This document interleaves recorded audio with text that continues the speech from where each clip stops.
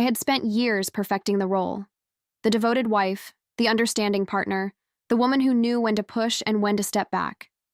I built my life around David, filling the empty spaces he left behind, smoothing over his rough edges with love, patience, and carefully measured silence. We were happy, or at least that's what I kept telling myself. But looking back, I can see the cracks had always been there. Late nights, waiting for him to come home, the ghost of perfume that wasn't mine, the way his laughter had changed, muted, reserved, like he was saving his real joy for someone else. I should have seen it sooner. I should have listened to my instincts. Lately, something had shifted. He became distracted, his phone practically an extension of his hand, his work trips multiplying, his touch turning cold. At first, I made excuses. Stress, pressure, a rough patch. Every marriage has them, right? But then came the late-night messages, the hushed tones, the way he angled his body away from me when I walked into the room. He thought I didn't notice the way his fingers hovered over his screen before setting the phone face down. He thought I didn't hear the urgency in his voice when he answered calls outside, pacing like a man with something to hide. I didn't want to look. I fought the urge with everything I had. But suspicion is a parasite. It burrows, gnaws, refuses to let go. One night, as he showered, I picked up his phone. The screen lit up before I even touched it. A name I didn't recognize. A message I'll never be able to erase from my mind. Last night was incredible. I can still feel you on me. My body went cold. My hands shook, but I didn't stop.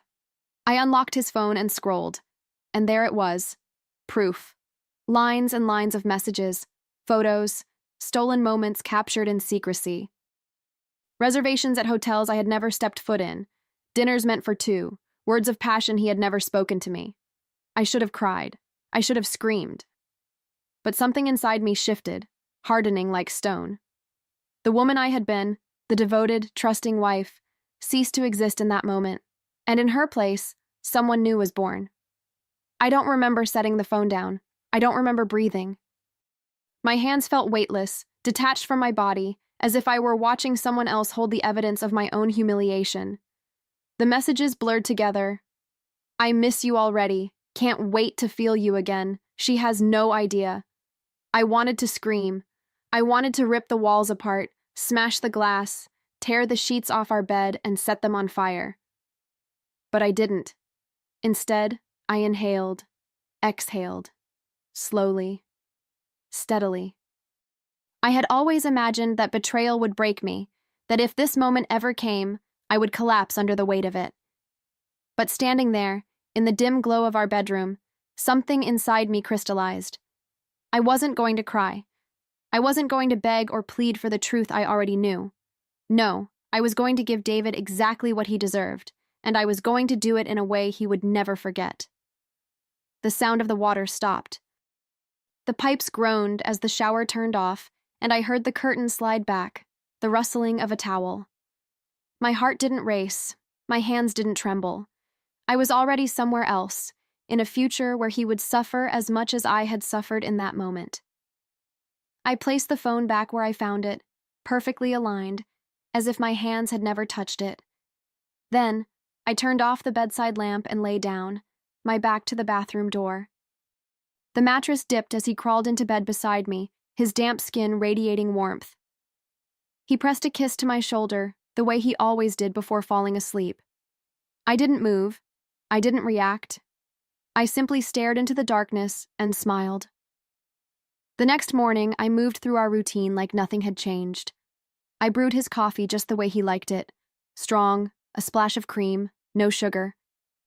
I kissed him goodbye at the door, my lips barely grazing his cheek as he murmured something about an early meeting. He left in a hurry, briefcase in hand, oblivious to the way my fingers curled into my palm as I watched him go. The moment the door clicked shut, I exhaled, slow and measured. The weight of the discovery still pressed against my ribs, but it wasn't heavy with grief. It was fuel. My mind raced through the possibilities, weaving together something more than just revenge, justice. Public, poetic, unforgettable justice. David had spent months, years perhaps, carefully constructing his lies, slipping between two lives without a second thought. He had chosen deceit, believing I would never know. But now, I had a choice, and I wasn't going to waste it. I walked to the bedroom, sat on the edge of the bed we had once shared, and picked up my phone. My fingers hovered over the screen before I started typing. Not to him, not to her. No, they weren't ready for me yet. Instead, I made a list, a plan. Because David's birthday was coming up soon. A milestone, a celebration, a night where all eyes would be on him, and I would make sure he got exactly what he deserved. I spent the next few days perfecting every detail. Not once did I let my mask slip. I smiled when David talked about work, laughed at his half-hearted jokes, kissed him goodnight like nothing had changed. He never noticed the way my hands curled into fists when he touched me. He never saw the calculation behind my eyes when I looked at him. He was too busy living in his lie to realize that I had already unraveled it. His birthday was approaching, his favorite day of the year. He loved the attention, the admiration, the validation that came with being celebrated. It was the perfect stage for what I had in mind. His family would be there, his friends, colleagues who respected him, women who flirted with him, people who saw him as charming and successful. They had no idea who he really was, but they would, soon. I didn't want a confrontation. I didn't want screaming, accusations, or a fight where he could twist the truth in front of an audience. No, I wanted something undeniable, something he couldn't talk his way out of. I wanted to see the moment realization dawned in his eyes, the exact second he understood that his secrets were no longer his own. So, I started collecting. Every text, every photo, every receipt that proved his betrayal. I scrolled through his messages with her, screenshotting everything. The pet names, the intimate confessions, the plans they made when he told me he was working late. I found hotel reservations, restaurant bills, gifts I had never received. He was so careless, so confident that I would never look, that I would never suspect. He had underestimated me. Each piece of evidence felt like a blade, sharp and precise, slicing away the illusion of the life I thought I had. But I refused to let it wound me. Instead, I turned it into a weapon of my own. I printed every message, every intimate exchange, every receipt that proved his betrayal. The photos, the timestamps, nothing was left out. I didn't just want to expose him. I wanted to immortalize his lies, make them permanent, undeniable. I bought the finest leather-bound photo album I could find, classic, elegant, the kind of keepsake you'd fill with cherished memories. It was almost poetic. Page by page, I arranged the evidence with the same care I once used to document our anniversaries, our vacations, our life together. I spread it all out, his words, his actions, his complete disregard for me. By the time I finished, the album looked like a beautifully curated love story. Except this time, it wasn't mine. It was his. And hers. The final pages weren't just proof. They were a message. A letter from me to him, written in the same measured, controlled tone I had spent years perfecting. Not anger, not hysteria, just cold, hard truth. I detailed everything, the nights I stayed awake wondering what had changed, the lies he told, the way I had quietly unraveled every thread of his deception. I ended it with a simple question. Was she worth it? When I closed the album, running my fingers over the smooth leather cover, I felt something unfamiliar settle inside me. It wasn't sadness. It wasn't heartbreak. It was power. I ran my fingers over the album one last time before wrapping it carefully in silver paper, tying a perfect satin bow around it. It looked like a gift fit for a man who had everything: a devoted wife, a successful career, a carefully crafted life of deception. He had no idea that inside that box lay the unraveling of it all. The night of the party was set. A grand affair, just as David liked it. He thrived in the spotlight, basking in the admiration of those who believed his charm was genuine. His parents would be there, proud as ever. His colleagues, eager to toast to his success. His friends, the same ones who smiled at me while knowing what he was doing behind my back. Maybe even her. If she was foolish enough to show up, I would let her witness firsthand the destruction she had helped create. David had no idea what was coming. He kissed my cheek that morning, humming to himself as he buttoned his shirt, excited about the celebration ahead. I smiled up at him, playing my part like I always had. But inside, I was already at the party, already seeing the moment his world came crashing down. That night, as I slipped into my dress, I studied my reflection. I didn't see a woman betrayed. I saw a woman in control. David's reign was ending, and I would be the one to bring the curtain down. I picked up the gift, cradling it like something precious, because in a way, it was. It was the truth, and it was finally his turn to face it. The night unfolded like a perfectly rehearsed play. The restaurant buzzed with laughter and conversation, a warm glow cast over the tables by the chandelier's golden light. David was in his element, surrounded by people who admired him, respected him, envied the life he had built. He moved through the room with ease, shaking hands, sharing stories, drinking in the attention like it was his birthright. He looked like a man who had won, and I played my part, just as I always had. I greeted guests, poured drinks, smiled when they praised him. No one noticed the way my fingers curled around the beautifully wrapped gift in my lap, the weight of it grounding me in what was about to happen. I wasn't nervous. I wasn't unsure. I was ready. David slid an arm around my waist, pressing a kiss to my temple. "Everything's perfect," he murmured, his voice thick with satisfaction. I turned to him, eyes bright, smile soft. "I'm so glad." The irony was almost too much. At the head of the table, his father stood raising his glass. "To my son," he began, voice filled with pride, "a man who has built a life any of us would be lucky to have." A murmur of agreement rippled through the guests. I nearly laughed. David beamed, lifting his own glass. The golden rim caught the light, as if the universe itself wanted to shine on him one last time before it all came crashing down. "Speech," someone called. David grinned. "Oh, come on, Actually," I interrupted, my voice smooth and even, "I have something for you first."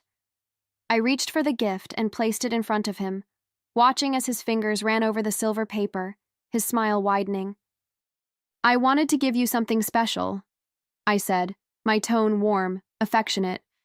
"A collection of memories you'll never forget." David's fingers worked at the ribbon, his expression one of pleasant curiosity. Around us, the guest leaned in, eager to see what I had given him. A wife's thoughtful, sentimental gift, surely a token of love, of devotion. The perfect final touch to his perfect night. He peeled back the paper, lifting the sleek, leather-bound album with a grin. "Wow, Clara," he said, running his hand over the cover. "You really went all out." "Oh, you have no idea." I watched as he opened the first page. His grin lingered, for a second. Then it flickered, his brow furrowed. The room was still filled with the hum of conversation, clinking glasses, laughter. But I saw it, the precise moment his world started to tilt. He turned another page. His smile stiffened. Another page. His jaw tightened. The color drained from his face. I could feel it happening, the energy in the room shifting, rippling outward. Those closest to him began to notice, the way his fingers clenched the edges of the pages, the way his breath grew shallow. His mother leaned in, peering over his shoulder. His father, who had just been praising him moments ago, frowned. David swallowed, flipping faster now, as if he could outrun the truth that was unfolding in front of him. Page after page, betrayal laid bare, screenshots of texts dripping with desire, photos that should have never existed, receipts for nights spent in hotel rooms with someone who wasn't me. The air in the room thickened. The laughter faded. People shifted uncomfortably in their seats, whispers spreading like wildfire. David's hands trembled. He looked up at me, eyes pleading, desperate. "Clara," I raised my glass, cutting him off. My voice was smooth, unwavering. "Happy birthday, sweetheart." For a moment, no one moved. The weight of silence crushed the air from the room. The guests frozen in place, their smiles wilting as realization dawned. Eyes darted between David, me, and the damning pages laid open before him.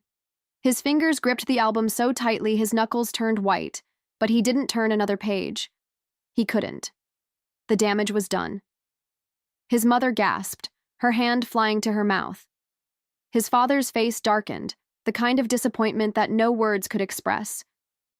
His colleagues sat rigid, some shifting uncomfortably, others too stunned to react. A few of his so-called friends exchanged glances, some suppressing smirks, knowing they had always suspected but never had the proof. Then, a sharp inhale from across the room. A woman, young, elegant, her face draining of color. Her. I knew she'd be here. Her gaze flicked from the album to David, horror creeping into her features as the whispers reached her ears. She had thought she was a secret. She had thought she was safe. David's breath came fast and shallow. His eyes darted across the table, searching for an escape, for some way to undo what had just happened. Clara, he tried again, voice low, strained. Please.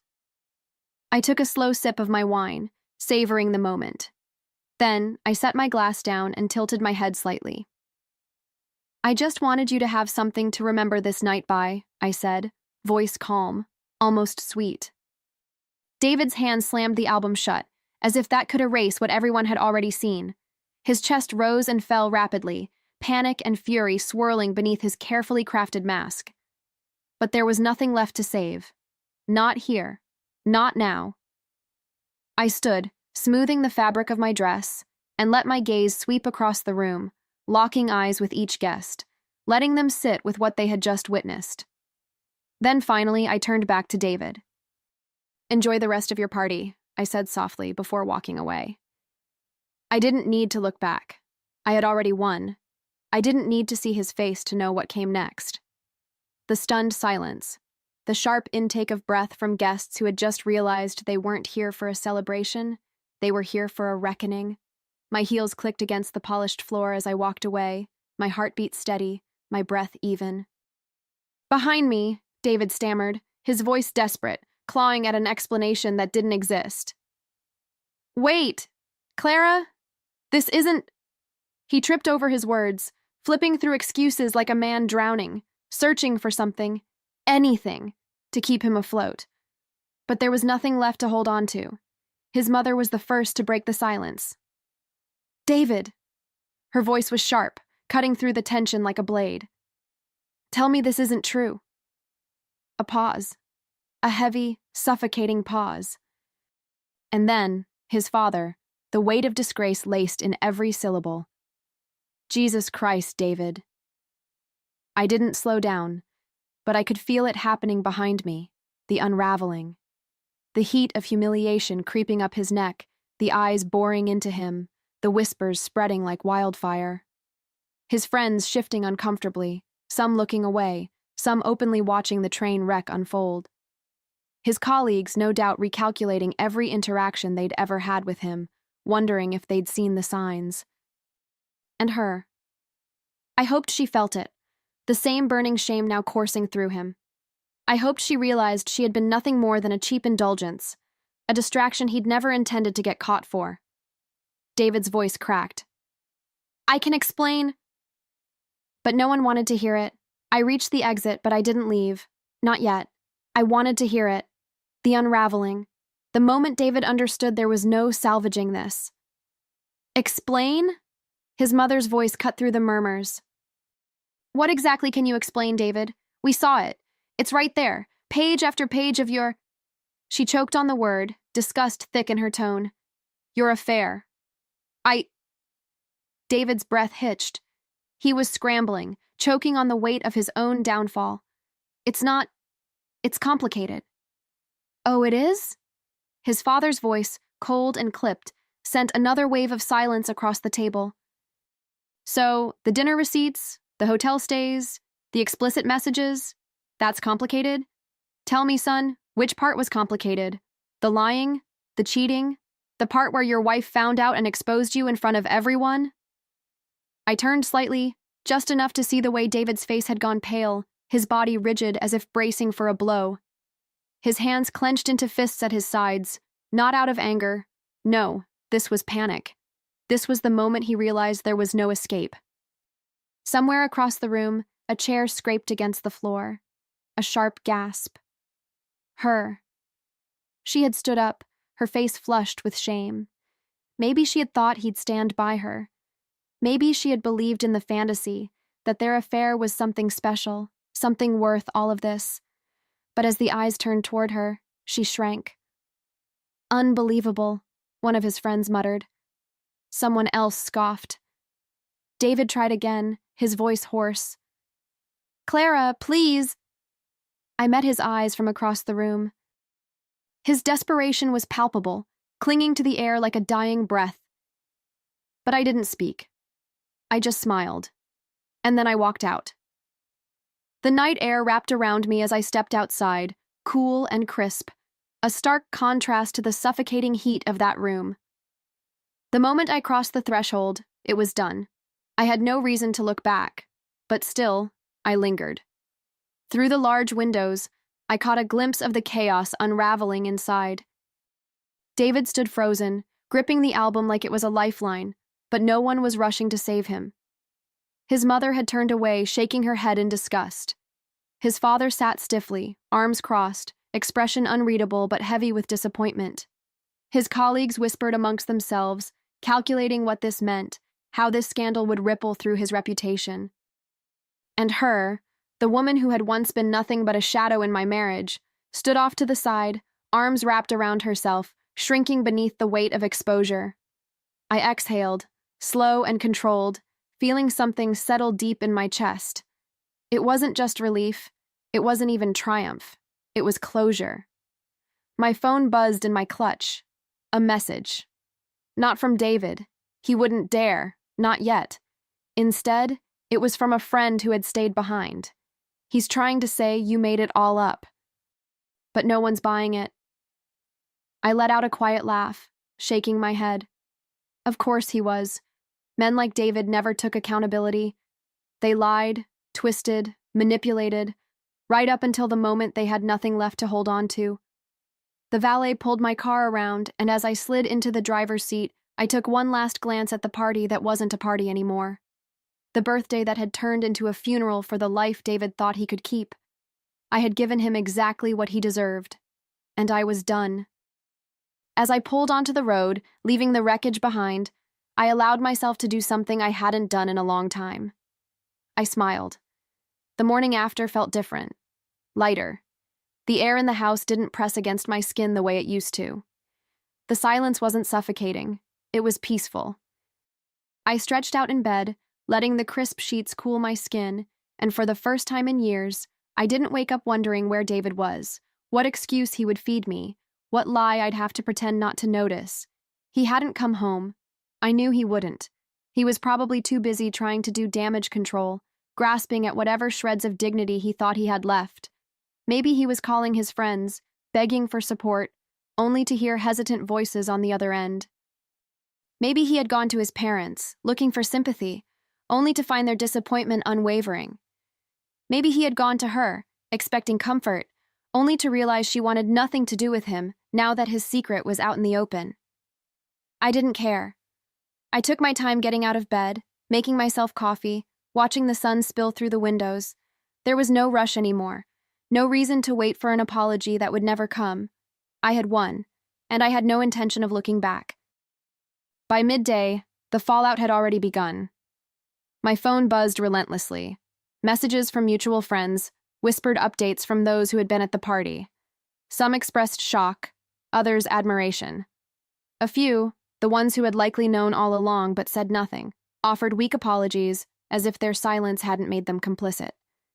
Then came the real confirmation, a text from David. "We need to talk." I stared at the screen, a slow smile curling at the edges of my lips. Now he wanted to talk. Now that his world had collapsed, now that his reputation had taken a hit, now that he had been stripped of the perfect image he worked so hard to maintain, I didn't respond. Instead, I opened my laptop and pulled up the email draft I had prepared weeks ago, the one I had crafted in the quiet hours of the night, knowing this moment would come.